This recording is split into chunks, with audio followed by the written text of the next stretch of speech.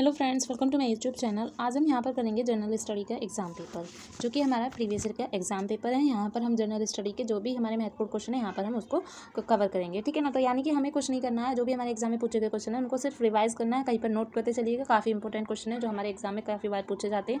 तो पहला क्वेश्चन देखते हैं हमारा क्या पूछा गया और देख लेते हैं, ठीक है। तो पहला क्वेश्चन यहाँ पर देख पा रहे हैं। तो मैंने जैसा कि आपको बताया कौन से सेशन का पार्ट कर रहे हैं, जनरल स्टडी का, ठीक है ना। तो यानी कि जनरल अवेयरनेस। पहला क्वेश्चन है अनंतराज सागर जलाशय का निर्माण देश के शासकों द्वारा कराया गया था। तो देख लेते हैं यहाँ पर किसकी बात की गई है, अनंतराज जलाशय। यहाँ पर इसकी बात की गई है अनंतराज जलाशय का निर्माण, ठीक है ना। तो कौन से शासकों के द्वारा कराया गया था, तो यहाँ पर सही आंसर क्या है हमारा, विजयनगर के शासकों के द्वारा इसको कराया गया था, ठीक है। अब देख लेते हैं एक चीज़ यहाँ पर, चोल जो है, चोल से संबंधित जो भी हमारी थोड़ी सी डिटेल है देख लेते हैं। चोल जो थी, मतलब चोल के बारे में जो बताया गया है वो प्राचीन भारत का एक राजवंश था, ठीक है ना। तो यहाँ पर आप लोग नोट करते चलिएगा, मैं आपको डिटेल में बताती चलूँगी कुछ चीज़ें यहाँ पर। जैसे कि चोल के बारे में बता रही हूँ मैं, वो क्या थे, भारत के एक क्या थे, भारत के राजवंश थे, ठीक है, ठीक है। यहाँ पर भारत के राजवंश थे वो, और दक्षिण भारत में और पास के ही अन्य देशों में तमिल चोल शासकों ने, यानी कि किसकी बात की जा रही है, तमिल चोल शासकों की बात की जा रही है, 9वीं शताब्दी से 13वीं शताब्दी के बीच एक अत्यंत शक्तिशाली हिंदू साम्राज्य का निर्माण किया था, ठीक है। तो यहाँ पर हमने चोल की बात कर ली है। नेक्स्ट है हमारा, इसी तरीके से पाल की बात कर लेते हैं। यहाँ पर पाल दिया गया है, ठीक है ना। तो ये पाल जो है, पाल द्वारा अनेक मठ और क्या बनाए गए थे, बौद्ध विहार बनवाए गए थे। उसने भागलपुर जिले में एक विक्रमशील विश्वविद्यालय का भी क्या करा था, निर्माण कराया था, ठीक है। अब ये जो पाल जो हैं वो किसके पुत्र हैं, यहाँ पर देखिएगा। पाल का जो दूसरा नाम है वो है हमारा धर्मपाल, ठीक है। पाल का दूसरा नाम भी पूछ लिया जा सकता है, उनका धर्मपाल नाम है दूसरा। और जो यहाँ पर बात करें, ये किसके पुत्र थे, गोपाल के पुत्र थे, यानी कि इनके पिता का नाम गोपाल था, ठीक है। तो यहाँ पर जो भी इम्पोर्टेंट चीज़ें थी वो मैंने आपको नोट करा दी है, ग बनाइए गोपाल, ठीक है। तो ध्यान रखिएगा। बढ़ेंगे इसी तरीके से नेक्स्ट क्वेश्चन की तरफ। नेक्स्ट क्वेश्चन है हमारे यहाँ पर, निम्नलिखित में से कौन सी नदी भारतीय नदी से संबंधित है। तो यहाँ पर निम्नलिखित में से पूछा गया कौन सी नदी। तो यहाँ पर सही बात है कि जो हमारी भारतीय हिमालय से निकलती है कौन सी नदी, तो यमुना नदी जो है, एक सेकेंड, हाँ। तो यहाँ पर जो यमुना नदी है वो हमारी कहाँ से, भारतीय हिमालय से निकलती है। अब हम एक एक करके यहाँ पर इनकी थोड़ी सी चीज़ें जान लेते हैं। सबसे पहले हम जानेंगे यहाँ पर गंडक नदी के बारे में। जो गंडक नदी है, इसका जो उद्गम स्थल है वो हमारा हिमालय से है, ठीक है। इसका भी उद्गम स्थल जो है वो हमारा हिमालय से है, ओके। और कहाँ से, यानी कि दक्षिण पश्चिम से बहती हुई वह भारत में प्रवेश करती है, और तथा कहाँ पर जाकर मिल जाती है, पटना के समीप, यानी कि गंगा में जाकर मिल जाती है। कहाँ पर, गंगा में, ठीक है ना, गंगा में जाकर मिलती है,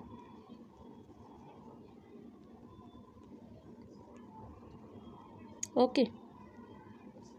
थोड़ा सा और जान लेते हैं। अगर हम इसकी लंबाई की बात करें तो इसकी टोटल जो लंबाई है 1310 है, ठीक है, किलोमीटर। उसकी सहायक नदियां जो है मैं बता देती हूँ, आप लोग नोट कर लीजिए। जैसे कि इसकी सहायक नदियां हैं काली गंडक और त्रिशूली गंगा, ठीक है। तो ये सब चीज़ें आपको ध्यान रखना है। इसी तरीके से घाघरे के बारे में थोड़ा सा हम जान लेते हैं, घाघरा के बारे में जान लेते हैं। यहाँ पर इसको मैं रफ कर देती हूँ, जो भी को नोट करिए, ठीक है। अब यहाँ पर हम थोड़ा सा घाघरा के बारे में देख लेते हैं। घाघरा नदी जो है वो तिब्बत से निकलती है। कहाँ से निकलती है, तिब्बत से, ठीक है, तिब्बत से निकलती है। और इस नदी का जो उद्गम स्थल मैंने जैसे कि बताया तिब्बत है, और कहाँ पे, पठार पर स्थित, यानी कि हिमालय की माप चाचुंगो नामक पर्वत श्रेणी में माना जाता है, ठीक है ना। इसकी जो टोटल लंबाई, जो इसकी कुल लंबाई है वो 1401 है, ठीक है, ये 0 है, ठीक। और हम थोड़ी सी और देख लेते हैं किस तरीके से इसमें बताया गया है। जो बलिया तथा छपरा के जिले गंगा में समाहित हो जाती है। तो कहाँ पर समाहित हो जाती है, ये भी गंगा में ही समाहित होती है, यानी कि वहाँ जाकर मिल जाती है, ठीक है ना। और इसकी प्रमुख सहायक नदियाँ हैं जैसे कि कोयना है, तुंगभद्रा है, ठीक है ना, तुंगभद्रा, ठीक है, एक सेकेंड जी, कोयना हो गया, है ना, और भीमा है, मतलब काफ़ी इसकी जो हैं वो इसकी सहायक नदियाँ, तो ध्यान रखिएगा। बढ़ेंगे अब इसी तरीके से, इसी के हम थर्ड ऑप्शन पर, थर्ड ऑप्शन है हमारा यहाँ पर, मैं इसको रफ कर देती हूँ। थर्ड ऑप्शन है हमारा यहाँ पर यमुना, तो ठीक है। तो यमुना, जैसे कि मैंने अभी आपको बताया, यमुना भारत के हिमालय से निकलती है नदी, ठीक है ना, तो जो कि हमारा ऑप्शन में ऑलरेडी दिया गया है, ओके। अब यहाँ पर हम थोड़ा सा यमुना के बारे में जान लेते हैं। जो यमुना नदी जो है वो भारत की नदी है, ये गंगा नदी की सबसे बड़ी सहायक नदी है। किसकी, गंगा नदी की सहायक नदी है, ठीक है, गंगा नदी की सहायक, ठीक है, ठीक है ना।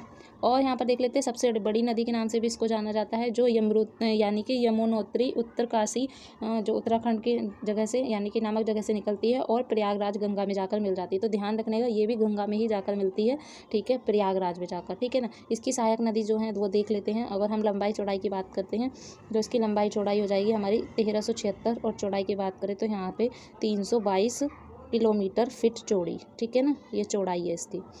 अब इसकी सहायक जो नदियाँ हैं, छोटी सिंधु बोला जाता है, बेतवा नदी इसको बोला जाता है, ठीक है, बेतवा, चंबल, ठीक है, छोटी सिंधु मैंने जैसा कि आपको बताया, छोटी सिंधु और सेंगर नदी। राइटिंग पर मत जाइएगा, ठीक है। तो ये सब चीज़ें क्या थी इसकी सहायक नदियाँ, ठीक है। बढ़ेंगे इसी तरीके से इसी के नेक्स्ट ऑप्शन पर, मैं इसको रफ कर देती हूँ, ओके। साथ साथ चलिए, दिक्कत नहीं होगी।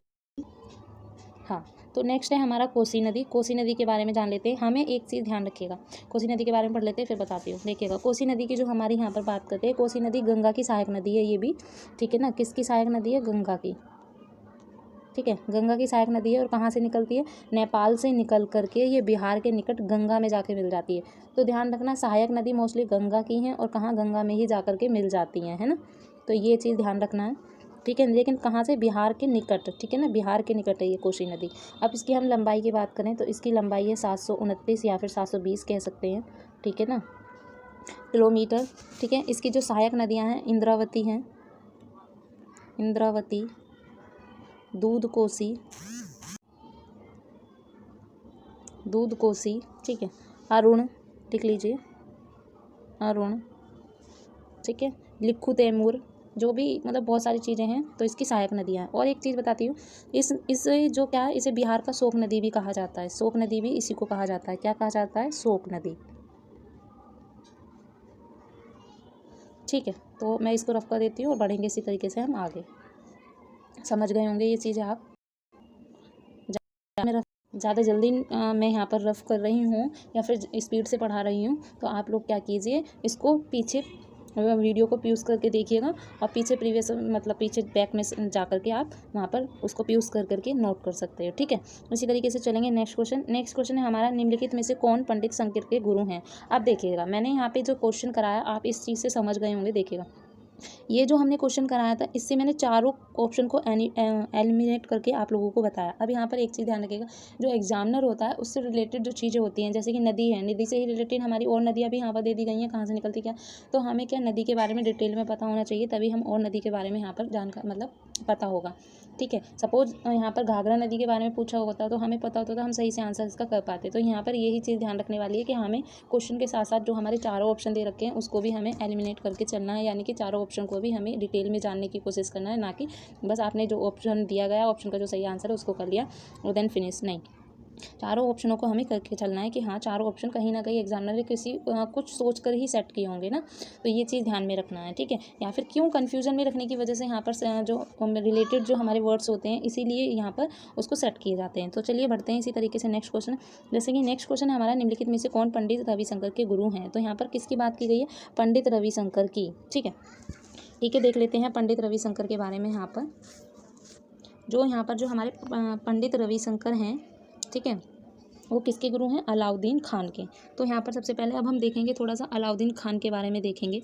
देखिएगा, अब हम ऑप्शन के थ्रू यहाँ पर सारी चीज़ें करेंगे। अलाउद्दीन खान जो थे वो एक सरोद वादक थे। कौन थे? सरोद वादक थे। और पंडित रविशंकर जो थे वो उनके गुरु थे, ठीक है ना। निम्नलिखित में से कौन पंडित रविशंकर के गुरु हैं? तो पंडित रविशंकर के गुरु थे अलाउद्दीन खान, ठीक है। तो ये सबसे ज़्यादा जो प्रसिद्ध थे वो सरोद वाद के लिए, किसके लिए? वाद के लिए, सरोद वादक के लिए, ठीक है ना, प्रसिद्ध थे,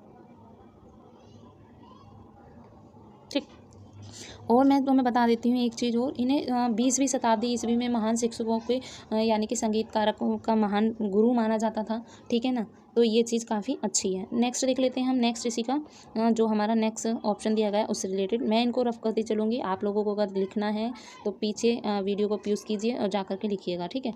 तो देख लेते हैं नेक्स्ट है हमारा यहाँ पर बिस्मिल्लाह खां के बारे में देख लेते हैं, ठीक है। बिस्मिल्लाह खां जो हैं ये भी हमारे कौन थे? ये हमारे प्रसिद्ध सहनाई जो होती है वो सरोद के वादक थे जो अलाउद्दीन खान थे, और ये हमारे सहनाई के, ठीक, सहनाई के वादक थे काफ़ी प्रसिद्ध थे ये भी। अगर हम इनके जन्म की बात करें तो इनका जन्म 21 मार्च, ठीक, 1966 में हुआ था। और इसी तरीके से अगर मृत्यु की बात करें तो 31 अगस्त, देखिएगा कितना अच्छा है, 21 को ही इनका जन्म हुआ और 21 को ही डेथ हुई। मार्च का डिफरेंस है और ईयर का तो होगा ही, आप समझ सकते हो। 2006 में इनका निधन हो गया था, ठीक है ना। इनके गुरु थे जो वो इनके मामा खुद ही अली बख्श जो थे बिलायती, वही इनके गुरु थे, ठीक है। इनका दूसरा नाम के बारे में बात कर लेते हैं। तो इनका दूसरा नाम जो था वो कमरुद्दीन था, ठीक है। तो यहाँ पर मैं नोट कर देती हूँ, कमरुद्दीन इनका दूसरा नाम था।